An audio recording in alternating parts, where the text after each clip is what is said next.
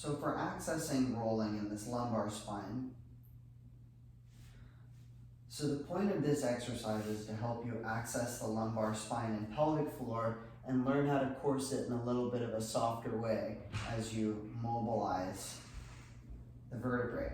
So you're going to start in a neutral seated position, right?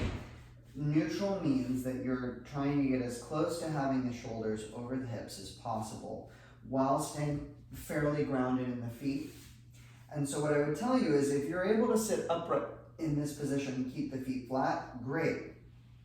Otherwise, if you find that your back needs to round, you can slide your feet forward to the extent that you need to so that you feel like you've created a little bit of space in your pelvis. If you're really tight here, there may be no degree of complete openness in the chest that will be manageable for you, and that is okay.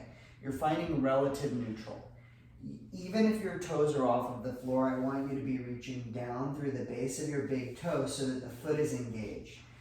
The idea here is that as you're rolling back and forth, you're trying to stay engaged in your feet.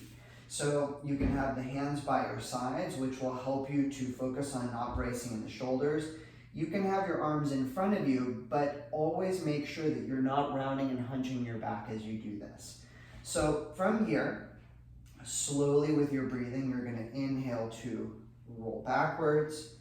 You're going to exhale to come forwards. And you're only going to roll back as far as you can before you feel like your feet are going to lose contact with the floor. This is important because this is letting you know where your pelvic floor starts to disengage from the motion. So you go back and forth multiple times, either arms down or arms up. You can experiment with different options or do what I've told you to do if I've worked with you privately. You can even have the arms out to the sides with the palms facing each other and the elbows slightly bent. And you're just working slowly back and forth, 4 to 5 seconds as you inhale back, 4 to 5 seconds as you exhale forward.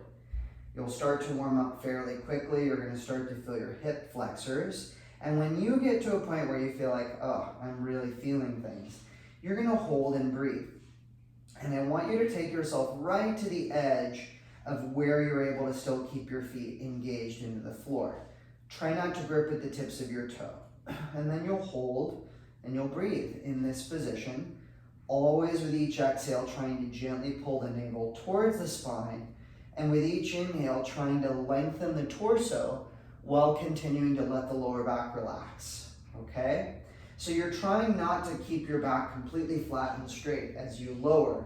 I want you to really let the tailbone articulate as you come back so that you're trying to get as much contact with the floor as possible.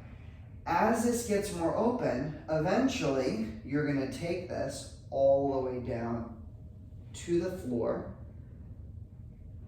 with as much control as possible, right? And ideally, the same thing as you come back up, which is not what I just did, but play around with that.